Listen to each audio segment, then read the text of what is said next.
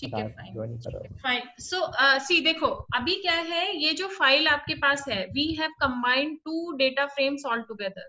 So here in this file will be talking a bit about statistics as well. थोड़ा सा आपको कुछ और चीजें जो हम ईडीएफ फेज में इंक्लूड करते हैं कि आप जब भी डेटा एनालाइज करते हो तो what things we need to consider while moving ahead with file. So majority of the cases हमने इसमें रखे हैं जो आप फेस करते ही हो जब भी आप एनालिसिस करोगे. तो पहले देखिए हमने क्या किया है, इस डेटा फ्रेम को इंपोर्ट करा लिया नॉर्मल पांडा से, and that was the file wine_df_concat. ये हमारी लास्ट क्लास में हमने ये कॉन्केट करके अपना नया डेटा फ्रेम प्रिपेयर कर लिया था, right. So today we are moving ahead with this file only. So done with this, now we check the shape so that we can understand the total number of rows and columns. अब देखिए हमें क्या करना है, from the whole data frame, please mute from your end. From the whole data frame, we have to replace the space from underscore while we are combining 2 words all together for creating a column. So हम उन दोनों words को underscore के साथ connect कर रहे हैं, replace कर रहे हैं स्पेस को अंडरस्कोर से. बिकॉज कई बार ऐसा होता है कि जब आप कोई कॉलम नेम दे रहे हैं, might be more than 1 space वहां अवेलेबल हो, तो आप एक स्पेस दोगे, so you won't be able to pass the exact query. को एरर थ्रो करेगा, नेम एरर आपको आएगा, नेम इज नॉट अवेलेबल, इस तरीके के एरर आएंगे. So we prefer to combine 2 words by underscore. And सेस में भी हम ऐसा करते हैं. सेस में देखो ऐसा क्यों करोगे, क्योंकि सेस में कोमा नहीं होता है. When you define a variable तो वहां कोमा जैसा कुछ नहीं होता है. आपने लिखा एक कॉलम सिट्रिक एसिड, दूसरा रेजिडुअल सुगर लिखा, तो सिट्रिक स्पेस एसिड लिखोगे तो वो सिट्रिक और एसिड दोनों को अलग अलग कॉलम कंसिडर करेगा. So the good practice is this कि अगर कॉलम के नाम में आपके 2 वर्ड्स यूज हो रहे हैं, so you combine those words with underscore. Clear है. सो हम यहाँ पे देखिए क्या कर रहे हैं, आप रीनेम कर रहे हो. हमने एक डिक्शनरी पास की है, डिक्शनरी में जो करंट नेम आपके कॉलम का है that is fix space acidity, and you are renaming this with fixed underscore acidity. So आप इस तरीके से रीनेम कर सकते हैं. रीनेम फंक्शन आप यूज कर रहे हैं किसके लिए, कॉलम्स के लिए. कॉलम्स में आपने एक डिक्शनरी में वैल्यू पास कर दी कि किसको किससे रीनेम करना चाहते हैं आप. अब एक चीज देखिए, आपके पास लेट्स से 20 कॉलम है, 30 कॉलम है और more than that. So is it possible for you to rename column one by one? It will be a time taking process. अगर आप इस अप्रोच से करेंगे तो आपको 1 by 1 कॉलम को रीनेम करना पड़ेगा. ये कॉलम आपका रीनेम हो चुका है, पहले फिक्स स्पेस एसिडिटी था, now it has been converted as fixed underscore acidity. So the good practice is to use a for loop. For loop में आप सिंपल सा for loop आपको लगाना है. आपने क्या किया, कॉलम्स पे लगा रहे हैं तो कॉलम df डॉट कॉलम्स में column dot replace. Replace keyword क्या करता है, 2 आर्ग्यूमेंट यूज करता है आपकी, किसको किससे रिप्लेस करना चाहते हैं. So you want to replace space with underscore और सारे कॉलम्स पे सर्कुलेट कर देंगे using for loop. That's what you did here. For column in df dot columns ऐसा कुछ करेंगे. फोर लूप लगाया, column is the name of for example temporary variable where you are storing everything which is coming from df dot columns. Is that make sense to all of you? जी, right. सो यहाँ पे ये जो column है that's the name of a temporary space which you are giving while storing this value. You can use any name, but ये जो columns है that's a fix which is coming from here, right. So ये क्या करेगा, it will replace all the spaces from underscore, and once you will call df dot head, the updated data frame is here. So you have automated your task जो 1 by 1 आपको for each and every column करना पड़ता है, उसको अपने loop के through automate कर लिया है. किसी को कोई confusion है syntax में? हेलो, हाँ जी, क्लास चल रही है तो उसके बाद बात करो. अब नेक्स्ट देखिए आपका अब हमें क्या चेक करना है, is a certain type of wine associated with higher quality. अब हमें ये चेक करना है कि जो क्वालिटी है, क्वालिटी की जो रेटिंग है, that's based on the type of a wine. ऐसा तो नहीं है if wine belongs to the red category, so based on the red category आपको क्वालिटी हाई मिल रहा है, या फिर based on a white category आपको क्वालिटी हाई मिल रहा है। So just to check that what you will do, you simply get the mean of that particular column. यही आप करोगे जिससे so that you can get the idea. अब ये देखिए हमने क्या किया, df dot group by colour पे अगर आप ग्रुप बाय कर रहे हो, ये आपने क्यों किया, डेटा को कलर कॉलम में जितने भी यूनिक रिकॉर्ड्स हैं उनको ग्रुप करने के लिए किया है आपने जी। आप अगर ग्रुप बाय नहीं लगाते तो आप क्या करते, कलर कॉलम से सारे रेड काउंट करते और व्हाइट निकालते, देन उस पे मीन अप्लाई कर देते। आपने ग्रुप बाय लगाया है तो आपका विद इन सिंगल सिंटेक्स आपका काम हो गया है। आपने ग्रुप बाय से कलर कॉलम के जितने भी यूनिक रिकॉर्ड है उनको ग्रुप कर लिया correspondence to the quality column. अब उसका मीन निकाला, क्वालिटी जो कॉलम है which is holding a numeric value which is a rating of the I mean जो भी आपके वाइन्स है उनकी रेटिंग आपको क्वालिटी कॉलम में मिली हुई है। सो ये क्या करेगा, कलर कॉलम में रेड और व्हाइट की जो क्वालिटी कॉलम में वैल्यू आएगी correspondence to each and every colour, सिर्फ 2 ही कलर है हमारे पास, उसका मीन आपको निकाल के दे देगा। तो आपको यहाँ देख के एक चीज समझ में आ रही है कि there is no much difference between the mean value of both colours. तो ये क्लियर हो गया कि जो क्वालिटी है that's not depend on the colour of a wine और that is not associated with the colour of a wine. दोनों almost similar है। Is it clear to you? जी मैम। फाइन। अब नेक्स्ट हम क्या चेक कर रहे हैं, do wines with higher alcoholic content receive better rating. So we want to check कि if the alcoholic content is higher, so is that the reason for a better rating or not? That's what we need to check. So उस case में हम क्या करेंगे, we'll prefer the median of alcohol content because we don't know कि जो alcohol content है वहाँ पे outliers भी हो सकते हैं। आपका डेटा linear है या non linear है, we are not very sure. So we'll move ahead with the median part. Although you can check mean as well. Mean और मीडियन में डिफरेंस समझ में आता है आपको? मैम मुझे ये समझ नहीं आ रहा है यहाँ पे कि हम मीन और मीडियन का यूज क्यों कर रहे हैं, मतलब क्या निकलता है उससे, मेरे को अभी लगाना नहीं आया। Mean basically is to get the average of anything. Mean से क्या एवरेज ही तो निकालते हो किसी चीज का। आप एक देखिए, जो रियल टाइम में आप कोई भी रियल टाइम में भी face with an number of situations when we are performing analysis on a personal level. तो फॉर एग्जांपल आप कोई भी चीज लेते हो या कोई चीज आप जज करते हो तो आप उसका एक एवरेज निकालते हो, राइट? तो किसी भी नंबर को, because it's not very sure for you to check each and every record for a red and white column.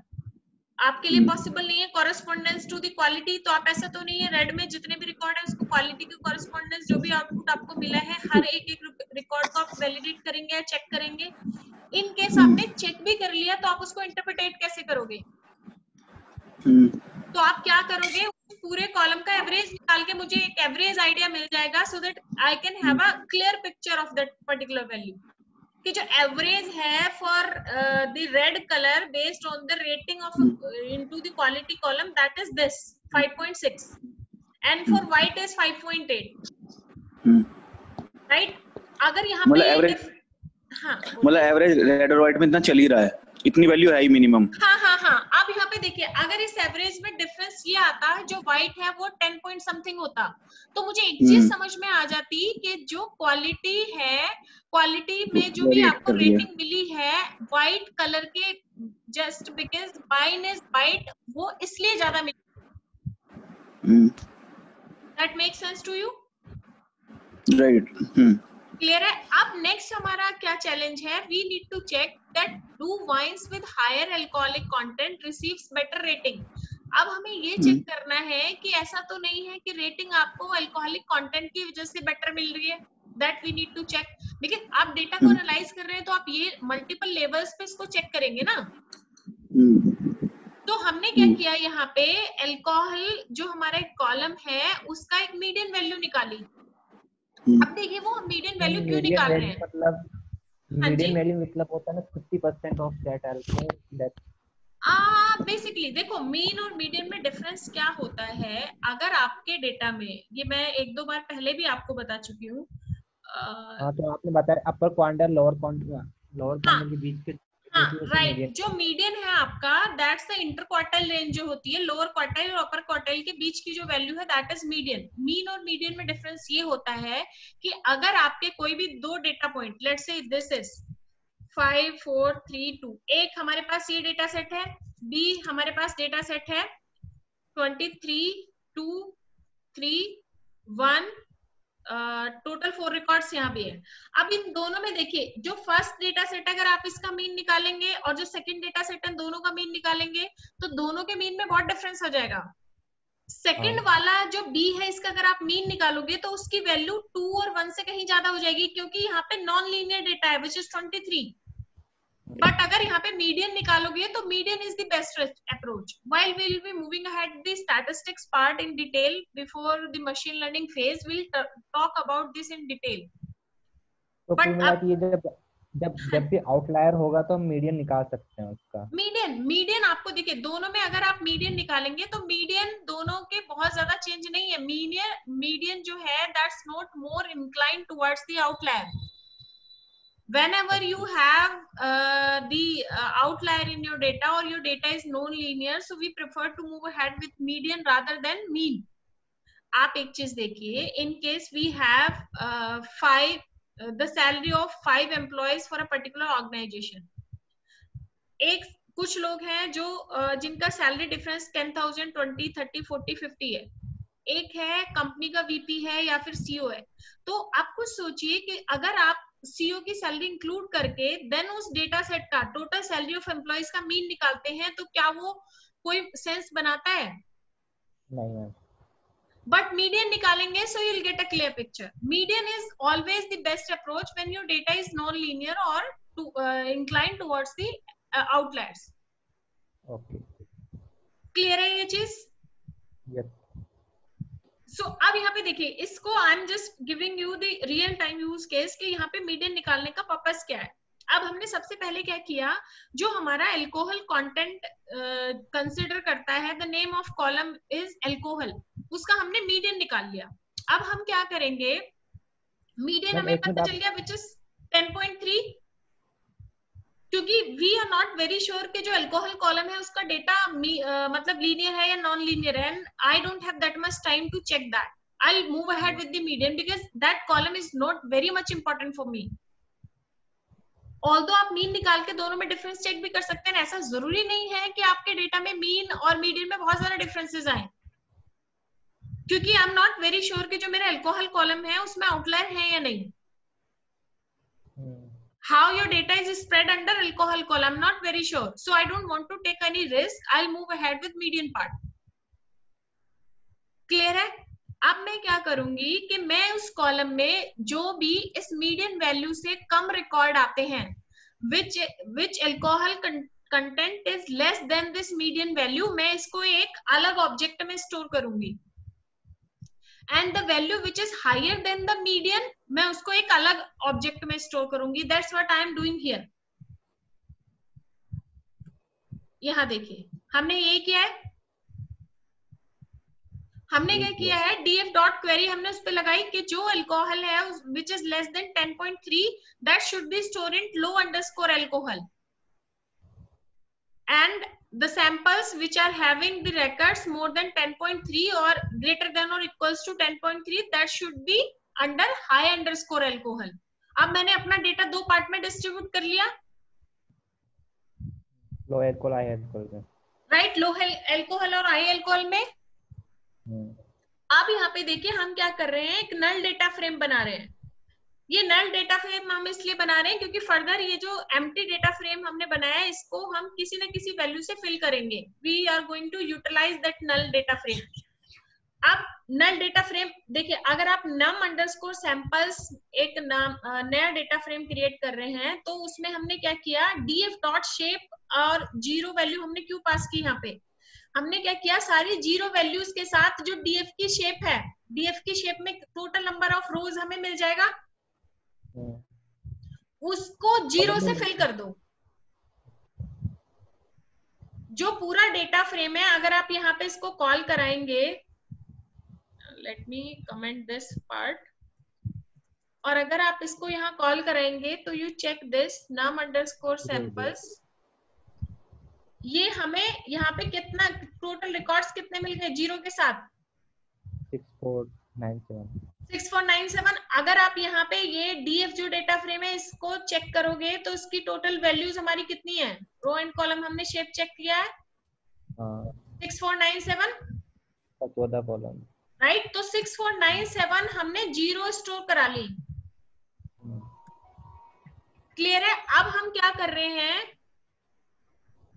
यहां देखिए, into this line low alcohol quality dot count, आपने जो ये लो अल्कोहल बनाया है ये correspondence to the quality column आप count कर रहे हो उसको, और हाई अल्कोहल पे जो क्वालिटी कॉलम है उन दोनों को काउंट कर रहे हो, और दोनों को आप ऐड करके स्टोर करोगे num अंडरस्कोर सैंपल्स में। अब num अंडरस्कोर सैंपल्स की वैल्यू आपको पता है, व्हाट इज दैट? मैं वो तो कंडीशन लगा रहे हैं ना यहाँ पे हम। कौन सी कंडीशन? ना मैंने इक्वल टू है ना, तो कंडीशन चेक कर रहे हैं शायद। कर रहे हैं, मैं I am coming to that point. अब ये इसके इक्वल मतलब हम ये आउटपुट हमें ट्रू और फॉल्स में चाहिए। अगर ये दोनों वैल्यू आप देखिए कि जो हमारा low underscore alcohol, high underscore alcohol, जो हमने दो ऑब्जेक्ट क्रिएट किए हैं, उन दोनों का addition total number of rows in data frame जो है वो होना चाहिए, राइट। नहीं, अगर वो नहीं आता तो इसका मतलब क्या है कि जो आपने यहाँ क्वेरी लगाई है, जो फिल्टर लगाया है, ये आपका सक्सेसफुल नहीं है। कुछ रिकॉर्ड्स आपके छूट गए हैं। क्लियर है? तो हमने इसको तो इसमें, हाँ बोलिए। जो आपने कंडीशन लगाई है लो राइट वाली, तो इसमें कुछ मिसिंग वैल्यू भी होंगी? किसमें? अगर इस जो डेटा फ्रेम ऊपर वाला है जिसमें आपने बाइफरकेट किया है लो अल्कोहल और हाई अल्कोहल में, इसमें कोई मिसिंग वैल्यूज भी होंगी, राइट? जब डीएफ हम कॉन्कैट करके लेके आए, मिसिंग हम पहले ही हैंडल कर चुके हैं। You remember that part? हाँ जी राइट। तो हम पहले ही, हमने जब ये डेटा फ्रेम हमारा फाइनल मर्ज करके बनाया, we have already handled the missing part, but just to make sure that's what we are doing, कि अगर आपको ये सेम नहीं आता तो आपका आउटपुट फॉल्स आ जाएगा ना। हाँ जी, किससे आ जाएगा? Right? So once you run it, you will get output as true. Means the whole records which were there under the quality column, वो हमने लो अल्कोहल और हाई अल्कोहल में हमारे पास स्टोर हो गए। राइट। आगे बात है। क्लियर है? अब नेक्स्ट हम क्या कर रहे हैं कि जो लो अल्कोहल और जो आपका हाई अल्कोहल है, इन दोनों का मीन निकालेंगे। पहले हमने क्या किया था, अगर आप टोटल अल्कोहल का मीन निकालते हो तो उसमें दो पार्ट है। आपका जो डेटा है वेरी कर रहा है, इसलिए आपने मीडियन लिया है, क्योंकि आपके पास हो सकता है कि वैल्यू कहीं पे 1 हो, कहीं पे 20 हो, 19 का डिफरेंस हो, कहीं पे मतलब बहुत ज्यादा स्प्रेड आउट हो सकता है डेटा आपका। तो हमने क्या किया, पहले पूरे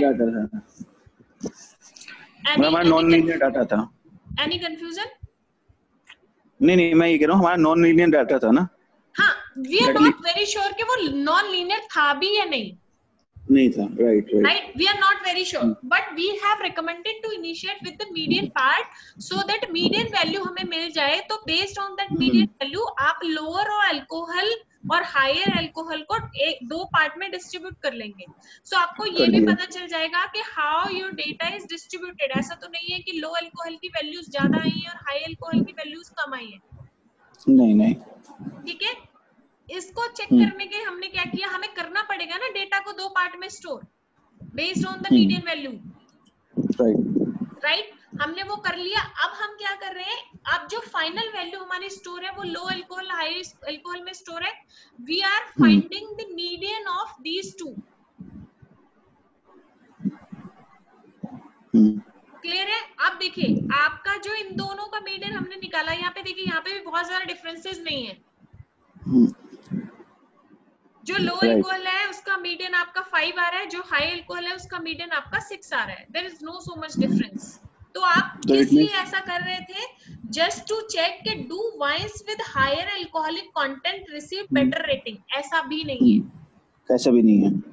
तो इट मींस कि जो डेटा है हमारा वो लीनियर है. हाँ, मतलब डेटा हमारा लीनियर है, दोनों में इक्वली डिवाइडेड है, बहुत ज्यादा डिफरेंस नहीं है. एक में 5 एक में 6 है. बहुत मतलब हायर अल्कोहल जो है उसको रेटिंग तो कंपैरेटिवली लो अल्कोहल के ज्यादा मिल रही है, बट ऐसा नहीं है कि just because of the alcohol content is lower उसको, अदरवाइज डिफरेंस दोनों में बहुत ज्यादा होता. मतलब उसमें भी ज्यादा डिफरेंस नहीं पड़ रहा. जो हमें क्वेश्चन है वो अभी हुआ नहीं है solve. Right. Getting my point? हाँ जी. Now we'll be checking this कि do sweeter wines receive better rating? ऐसा तो नहीं है जिसमें सुगर रेजिडुअल्स हैं उनकी क्वांटिटी वो वैल्यू आपके पास ज्यादा है तभी आपको रेटिंग ज्यादा मिल रही है. सेम इसमें भी यही करेंगे फिर. राइट. तो हम क्या करेंगे, यहाँ पे हम मीडियन निकालेंगे रेजिडुअल शुगर का. मीडियन निकाल के लो शुगर हाई शुगर में डिस्ट्रीब्यूट कर लेंगे क्वेरी लगा के. The same thing which we have applied for the low alcohol and high alcohol, ये हम शुगर लेवल पे भी चेक करेंगे. Any confusion? No ma'am. हाँ बोलिए. मैम मैं थोड़ा लेट हो गई थी ज्वाइन करते. मैंने कितना मिस करा अभी तक में? कोई बात नहीं, I do have a recorded session, I will share with you. कुछ कंफ्यूजन रहता है तो नहीं हुआ ना? सॉरी, मैच प्लॉट वाला स्टार्ट? नहीं, matplotlib I have started. I am planning to start it tomorrow. ठीक है मैम. ठीक है. So fine. यहाँ देखिए लो शुगर हाई शुगर में आपने अपना डेटा डिस्ट्रीब्यूट कर लिया based on the median value of the actual column which is residual underscore sugar which is 3. आप दोनों पे आपने क्वेरी लगा के चेक कर लिया value that should be true and आपने फिर से उनका मीन निकाला. अब यहाँ पे देखिए sweeter wines receive better rating, ऐसा भी कुछ नहीं है. इसमें बराबर ही है, कुछ है ही नहीं इसमें. लो sugar high sugar that doesn't makes any impact on the rating of the wines. Rating of the wines, yeah. Clear है. Although जो अल्कोहल कंटेंट था उसका although थोड़ा बहुत डिफरेंस था भी, बट यहाँ पे लेवल ऑफ शुगर का कोई डिफरेंस नहीं आता है, उसका कोई इम्पैक्ट आपकी रेटिंग पे नहीं पड़ रहा है. ठीक है. अब next question that we need to check that is what level of acidity receives the highest average rating. That we need to check कि जो आपका किस लेवल को हाईएस्ट एवरेज रेटिंग मिलती है. We are not very sure, we are talking about the average part.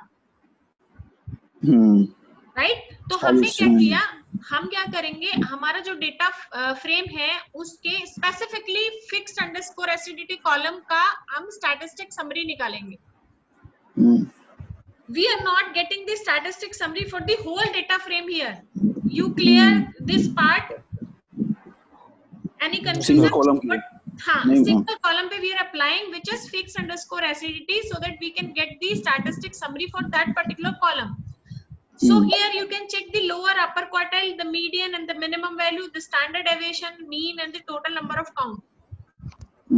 From the total number of count, here also you are clear that there is no missing record. Yes. Total count आपके पास 6497 ही है. The mean value is 7 and the standard deviation is 1, means the data is around the mean. 1.2 is plus minus 1.2 is deviated around the mean. Minimum value is 3 and the lower quartile is 6.4, upper quartile is 7 and the median is 7. अब यहाँ पे देखिए हम ये यहाँ पे हमने statistic summary जो निकाली है, why we are doing this, I'm just coming to that point. You see here, जो हमारा कॉलम है एसिडिटी जो लेवल है उसको हम क्या करेंगे, हमें कुछ, आप अगर कॉलम को देखेंगे यहाँ पे fix acidity, you check this column. यहाँ पे देखिए आपका जो डेटा है वो कुछ इस तरीके से कुछ रेंज दी हुई है, मतलब 7.8 है, कुछ में 7.4 है, 11.2 है, 7.4 है, इस तरीके से आपको कुछ रिकॉर्ड से फिक्स अंडरस्कोर एसिडिटी में दिए हुए हैं. अब फॉर एग्जांपल आप इस पूरे कॉलम को 4 पार्ट में डिस्ट्रीब्यूट करना चाहते हैं, हाई, मीडियम एंड लोअर. तो ये 4 पार्ट में जब आप डिस्ट्रीब्यूट करेंगे तो आप उसको एक बिन्स देंगे. व्हेन वी से बिन का मतलब ये है, लेट्स से हमारे पास 100 तक के टोटल रिकॉर्ड्स हैं, 1 से लेके 100 तक, and we have 1.5 as well, 1.2 as well, 1.3 as well. तो टोटल नंबर ऑफ रिकॉर्ड्स अगर आप काउंट करो तो बिटवीन 1 to 100 आपके पास बहुत सारे हो जाएंगे. क्लियर है ये चीज? 1.2, 1.3 अगर आप फ्लोट निकालो तो आपके पास बहुत सारी वैल्यूज हो सकती हैं बिटवीन 1 to 100. जी. राइट. आप एक काम तो उसमें कर सकते हो कि आप कुछ क्राइटेरिया लगा दो, कुछ बिन्स लगा दो कि 1 से 10 के बीच में जो कुछ भी आता है it will come under bin number 1. अच्छा, रेंज की बात कर रहे हैं. हाँ, I am talking about the range. और जो भी 10 और 20 के बीच में आता है उसे आप बिन नंबर 2 में डाल दो. तो वहां पे वो 10.1 भी हो सकता है, 10.1.2 भी हो सकता है, 10.1.3. मतलब बहुत माइनर के डिफरेंसेस पे भी आपका डेटा पॉइंट तो बनता ही है ना. राइट.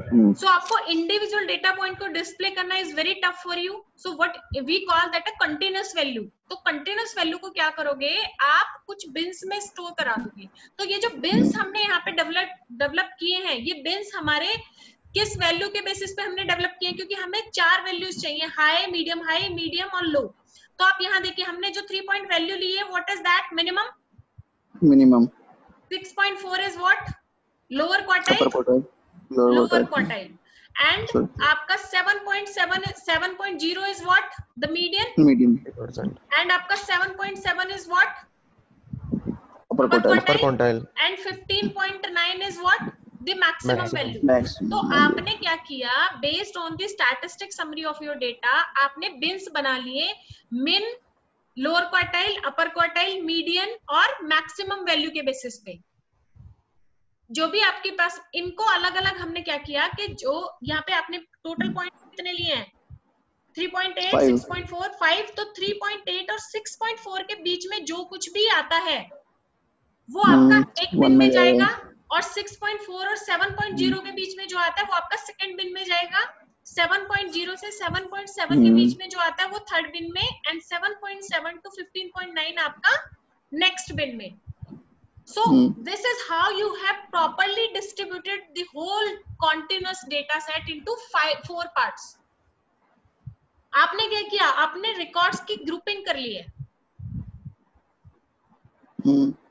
राइट. क्योंकि आपको अगर मैं ऐसा बोलती हूँ, what level of acidity receives the highest average rating, so that's what, if you need to check that, you don't know the level of your the records which comes under fixed underscore acidity column.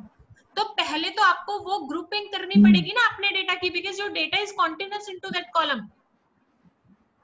और वो grouping ऐसे ही नहीं कर दोगे आप उसको group करने के लिए पहले अपने कॉलम की स्टैटिस्टिक समरी निकाल के you will get the clear idea of your data, and then you divide that into the bins based on the minimum, maximum, lower and upper quartile value. तो ma'am आप ये कह रहे हैं कि अगर कोई वैल्यू आपके फिक्स्ड एसिडिटी से आती है तो उससे हम बिन की हेल्प से डायरेक्ट बता देंगे कि ये मीडियम में है या लो में है या हाई में है. एग्जैक्टली. सो वो हम क्या करेंगे, किसी भी एक वैल्यू को अगर हम चेक करें तो हमें पता चल जाएगा कि this value belongs to which category. So first we have to create those categories. और कैटेगरीज क्रिएट करने के लिए या तो आपके कॉलम में ऑलरेडी वो कैटेगरी होती, अगर आपके कॉलम में वो कैटेगरी नहीं है, means you have a continuous values into that column. So first we have to create fetch the summary of that column, and then we have create bins based on the summary of that particular column. So now you understand how our data is distributed and how we have stored into 4 different levels or 4 different groups. देखिए अब ये जो group, हाँ जी बोलिए आप. Ma'am actually आपने अभी यहाँ पे डिस्क्राइब से निकाला सब कुछ रेटिंग का, तो अपन जो प्रीवियस जो क्वेश्चंस किए थे उस पे भी हम डिस्क्राइब से कर सकते थे ना. क्या कर सकते थे? जो आपका क्वेश्चन चैलेंज नंबर 10 था और 9 था, उसकी भी अपने स्टैटिस्टिक समरी निकाल सकते थे ना. वहाँ पे अपन मीन ही तो निकाल रहे हैं. देखिए उसमें स्टैटिस्टिक समरी में कोई प्रॉब्लम नहीं है, स्टैटिस्टिक समरी निकालते, लेकिन वहाँ पे आपने देखा स्टैटिस्टिक समरी निकालने से पहले हमने पहले तो एक कॉलम की निकाली, फिर हमने उस समरी के बेसिस पे, मतलब मीडियन वैल्यू आप डिस्क्राइब से भी निकाल सकते थे. ऐसा नहीं है। हमने क्या किया, उस वैल्यू के बेसिस पे उस पूरे कॉलम में जितना डेटा है उसको 2 पार्ट में डिस्ट्रीब्यूट किया। वो आपके डिस्क्राइब से डायरेक्ट वो काम नहीं होता, मीडियन आप डिस्क्राइब से निकाल लेते। Although we have multiple option to fetch the median value ना, you can get it from describe as well, you can get it from median as well. वो वैल्यू फेच करने की बात नहीं है चैलेंज 9 और 10 में। चैलेंज 9 और 10 में हमें ये देखना है कि based on the median value हमारा जो डेटा बाकी उस कॉलम में है वो मीडियन से कम कितना है, मीडियन से ज्यादा कितना है। सो दैट 2 पार्ट में डेटा आपका मीडियन से डिस्ट्रीब्यूट हो गया, उन दोनों पार्ट में डिफरेंस कितना है, that's what we need to check. वो डिफरेंस आपको डिस्क्राइब से डायरेक्टली नहीं मिलेगा। क्लियर है ये चीज? ठीक है। And you understand how we have created these bins here? हाँ मैम, ये तो इसने आपने कैटेगरी बना दी हाई मिड की और इसी बेस पे। ठीक है, हम इनको लेबल करके, हाँ बोलिए। जो आपने नीचे लेबल दिए हैं वो उन बिन एज के अकॉर्डिंग दिए हैं, तो बिकॉज़ दैट आर किसके अकॉर्डिंग? जो एज आपने क्रिएट करे बिन। हाँ देखिए, ये नाम आप कुछ भी दे सकते हो, ये कैटेगरीज, लेकिन आप कैटेगराइज तो इन 5 पॉइंट्स के बेसिस पे ही कर रहे हो ना। मैम कहीं पे भी हमें लेबल का अगर निकालना है वॉल्यूम या लाइक क्या बोलते हैं रैंकिंग, तो हम ऐसे ही निकालेंगे। देखिए आप एक चीज देखिए कि अगर हमारे पास कोई ऐसा कॉलम है, अगर आपके फिक्स अंडरस्टोर एसिडिटी कॉलम में हाई मीडियम और लो पहले से होता, सो मुझे जरूरत नहीं थी ये काम करने की, क्योंकि अगर मुझे पता है कि मीडियम क्या है, लो क्या है, हाई क्या है और मिड हाई क्या है। अभी क्योंकि मेरा जो ये कॉलम है that is holding a continuous value, numeric continuous value है, तो 3.8 जब हमने मिनिमम बोला है तो वहां पे जो मिनिमम वैल्यू 3.8 आई है और मैक्सिमम 15.9 आई है, तो इनके बीच में हमारे पास बहुत सारे डेटा पॉइंट्स अवेलेबल हैं। राइट ना, total number of data point 6497 है आपके पास। They all come under minimum range 3.8 और 15.9 के बीच में ही आते हैं सारे। राइट, सो वो सारे डेटा पॉइंट्स एक एक के बेसिस पे आपको लेवल ऑफ एसिडिटी बताना, it's very typical for you. तो आपको अपने डेटा को कैटेगराइज तो करना पड़ेगा ना। देखिए, जब आपके पास कोई वैल्यू होती है, सो लेट्स से मार्क्स है किसी के, टोटल 100 में से अगर किसी के 50 आते हैं तो यू पुट देम इनटू पास, 50 से कम आते हैं तो फेल आप उसको बताते हो। तो आपको बीच में कोई भी वैल्यू मिलती है तो आप इजीली उसको कैटेगराइज कर सकते हैं। आप तभी तो कैटेगराइज करेंगे जब आपने पहले से हाइपोथेसिस बनाया हुआ है कि 50 से ऊपर आता है तो पास है, 50 से नीचे आता है तो फेल है। अब यहाँ पे हमारे पास वो वैल्यू क्रिएटेड नहीं थी।